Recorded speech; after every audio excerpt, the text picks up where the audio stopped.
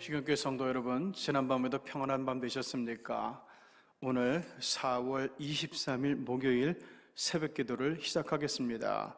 먼저 찬송 207장 같이 합니다. Christian Club present. 207장 귀하신 주님 계신 곳.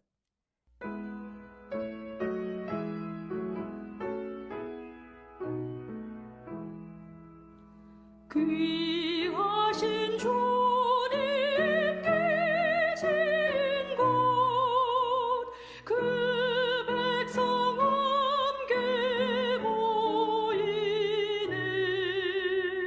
다 함께 주를 만나니 그곳은 거룩하도다.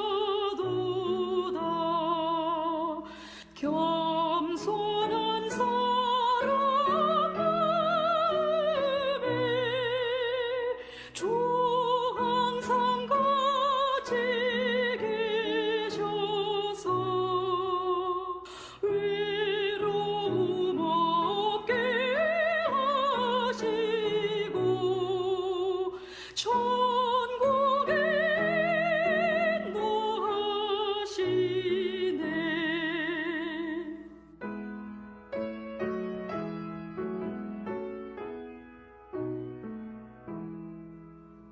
선하신 목자 우리 주, 사랑이 풍성하도다. 우리가 기다리오니 위로해 주시옵소서. 그 거룩하신 주 앞에 간절히 기도드리니 어두운 눈 축지 밝아져 큰 영광 나게 하소서.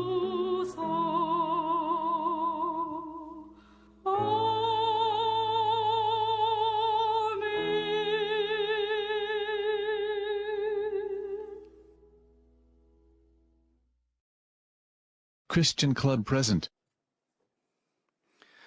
오늘은 아모스서 4장의 말씀을 가지고 우리 함께 은혜를 나눠보려고 합니다.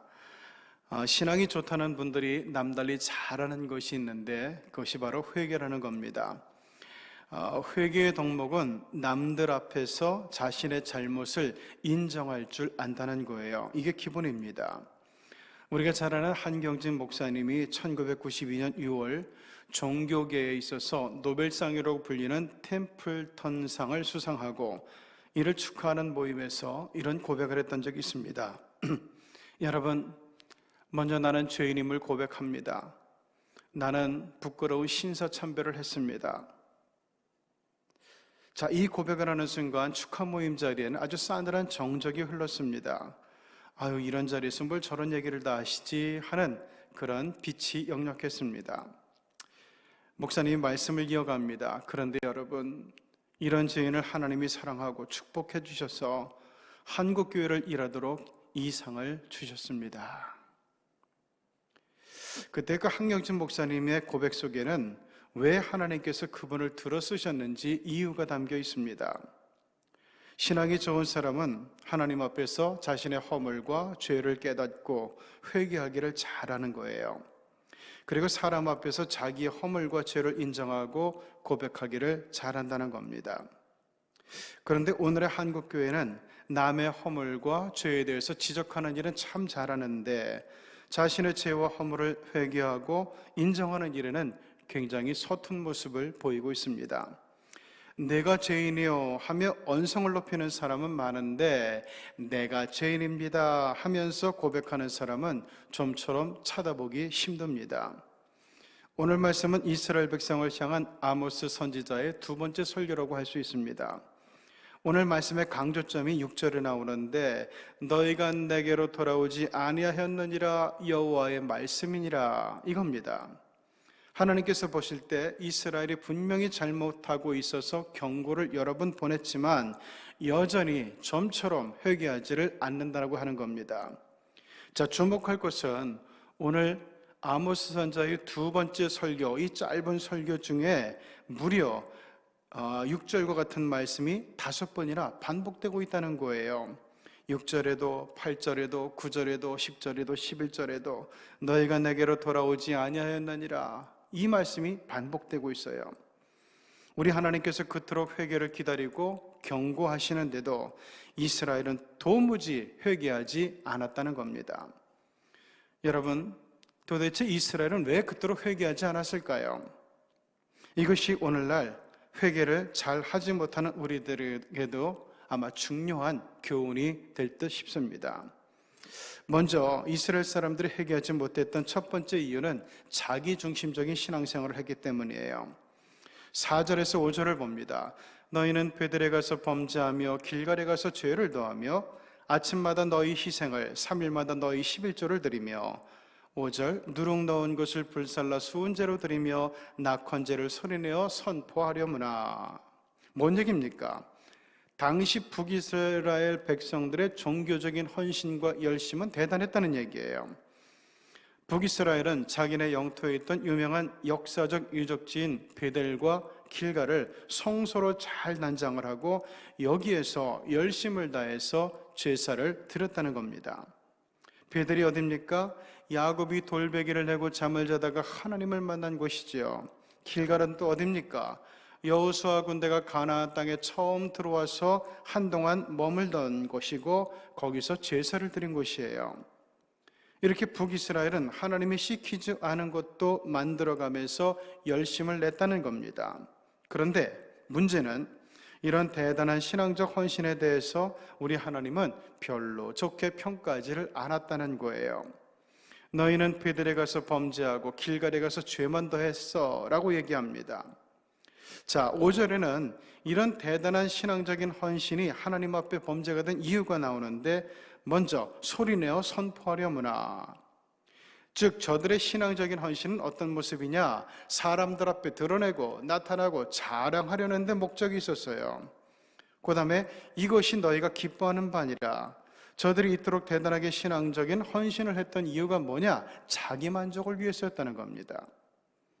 그러니까 북이스라엘 사람들의 신앙적인 헌신은 열심은 하나님과는 무관한 것이었어요. 제사들도 자기들을 위해서 드렸고 11조도 자기들을 위해서 했다는 거죠.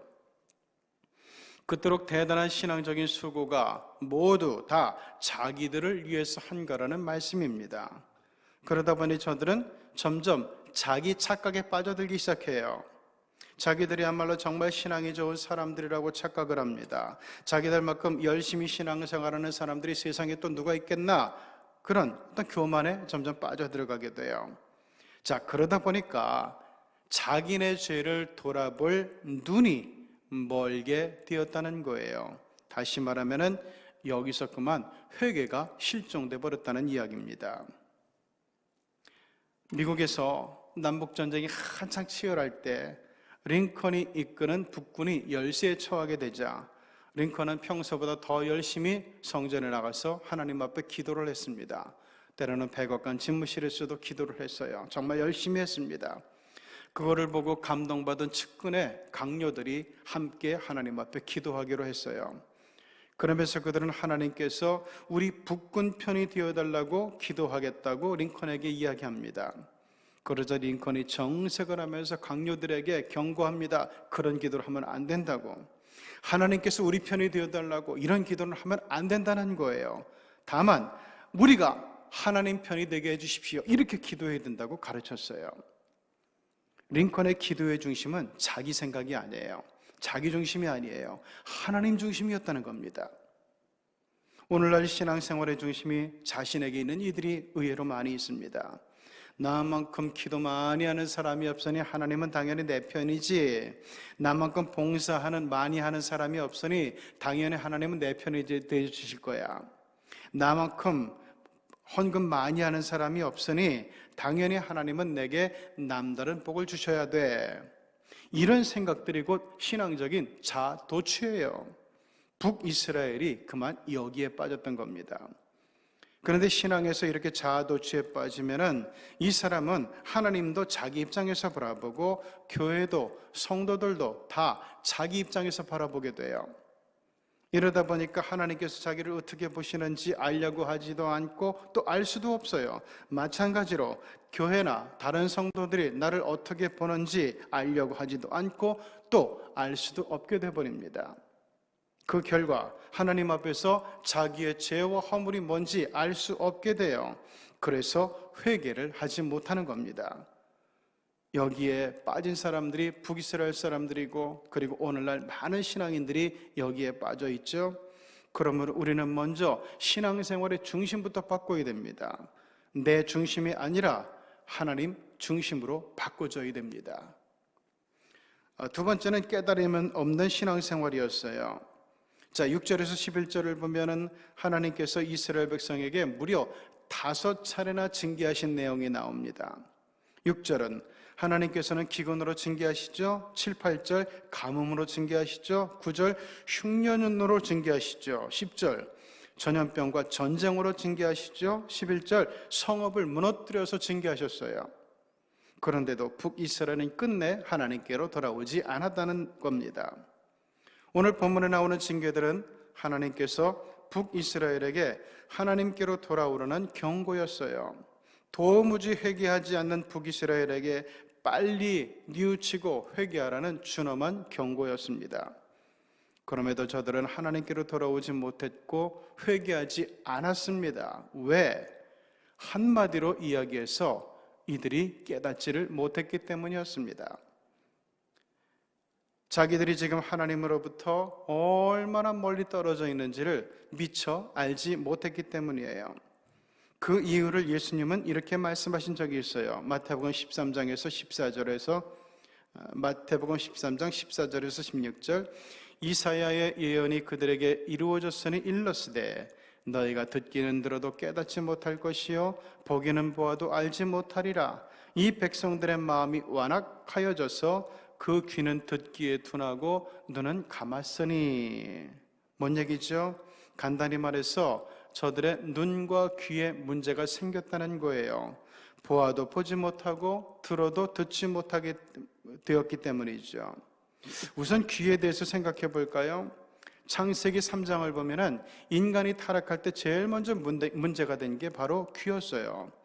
뱀이 하와를 찾아와서 아주 귀에 듣기에 솔깃한 이야기를 들려줍니다. 이때 하와가 뱀의 말에 귀를 기울이기 시작했죠. 그러면서 문제가 터졌어요. 하와가 하나님의 말씀을 왜곡하기 시작해요. 야, 정말 이 동산에 그 모든 나무 열매를 먹지 말라 했냐? 사탄이 물으니까 그랬다고. 하나님께서는 보지도 말고 먹지도 말고 아예 보지도 말라 하셨다고 더 보태서 이야기하는 그런 장면이 나와요. 자, 이렇게 하나님의 말씀을 왜곡하기 시작하죠. 그러면서 선악과를 따먹지 말라는 하나님의 말씀을 깨닫지 못하게 되어버렸어요. 그러다 보니까 결국 하나님의 말씀도 어기고 불순종의 죄를 저지르고 말았던 거죠. 이렇게 귀에 문제가 생기면 귀가 가벼워져서 듣지 말아야 할 말에 귀를 기울이게 돼요. 그러면서 분별력을 잃고 듣고 싶은 말만 들으려고 합니다. 그래서 정작 들어야 할 말에는 귀를 닫고 꼭 들어야 할 말을 듣고도 깨닫지 못하게 되며 그래서 회개하지 못하게 되는 거죠. 자, 다음으로 눈에 대해서 보죠. 창세기 3장 인간이 타락할 때 먼저는 귀, 다음에 문제는 눈이었어요. 뱀이 찾아와서 선악과를 먹게 되면 눈이 밝아져서 하나님과 같이 되어 선악을 알게 된다고 가문이 썰러 꿰니까 그 말을 듣고서 선악과를 보았죠. 늘 보던 선악과였는데 그날따라 웬일이에요? 이게 먹음직도 하고 보암직도 하고 지혜롭게 할 만큼 탐스럽게 보이기 시작합니다. 이렇게 눈이 문제가 됐어요. 마치 백내장이 생기면 사물을 제대로 보기 힘든 것처럼 욕망이 눈을 흐리게 하면 마땅히 봐야 할 것을 제대로 볼 수 없게 되어버리는 거예요. 그래서 하나님의 뜻을 깨닫지 못하게 되고 결국은 회개할 수 없게 되어버립니다. 이게 북이스라엘 사람들의 문제였어요. 사랑하는 시경교회 성도 여러분, 신앙이 좋은 분들은 회개를 잘합니다. 저들은 하나님 앞에서 자신의 죄와 허물을 깨닫고 통회도 잘할 뿐더러 다른 사람들의 충고와 지적을 마음에 깊이 새기는 좋은 습관이 있습니다. 그래야 나와 세상에 익숙하던 사람이 하나님과 천국에 익숙한 사람으로 점차 변화돼 갈 수 있는 겁니다. 우리가 회개를 잘하려면 먼저 중심이 변해야 돼요. 내 중심에서 하나님 중심으로 바뀌어져야 합니다. 하나님의 눈으로 나를 보고 깨닫기를 잘해야 돼요. 그러려면 우리의 귀와 눈이 진리 앞에서 제대로 작동해야만 합니다. 들어도 듣지 못하고 보아도 보지 못하면 이건 큰일 나는 겁니다. 우리 하나님의 말씀을 잘 듣고 하나님의 뜻을 잘 보는 가운데서 우리 하나님의 보호와 사랑과 은총 가운데 거할 수 있는 우리 시경의 가족들이 되기를 주 예수의 이름으로 축원합니다. 기도하시겠습니다. 자비롭고 거룩하신 하나님 아버지, 오늘도 우리 새벽 기도를 통해서 아모스서 4장의 말씀을 중심으로 하나님, 우리가 믿음 생활하게 될 때 내 중심이 아니라 내 판단, 내 생각, 내 지식, 내 고집, 내 욕심 중심이 아니라 하나님 중심, 하나님 말씀 중심, 하나님 뜻 중심으로 나가야 된다는 것을 오늘 우리가 잘 배웠습니다. 하나님 아버지, 우리의 믿음의 경계와 근간이 흐트러지지 않게 도와주시고 무너지지 않게 도와주시고 철저하게 하나님 안에서 하나님 중심으로 우리의 믿음을 이끌어가는 가운데서 하나님, 북이스라엘 사람들의 그런 번성 속에서 처참하게 허물어지는 그런 인생의 비극을 우리는 경험하지 않게 도와주시고 마치 탑을 쌓아나가듯이 한 단 한 단 우리의 믿음과 우리의 기쁨과 우리의 만족과 우리의 은총과 우리의 축복을 쌓아나갈 수 있는 우리 믿음의 성도들이 꼭 되게 하여 주시옵소서. 예수님의 이름으로 기도드리옵나이다. 아멘.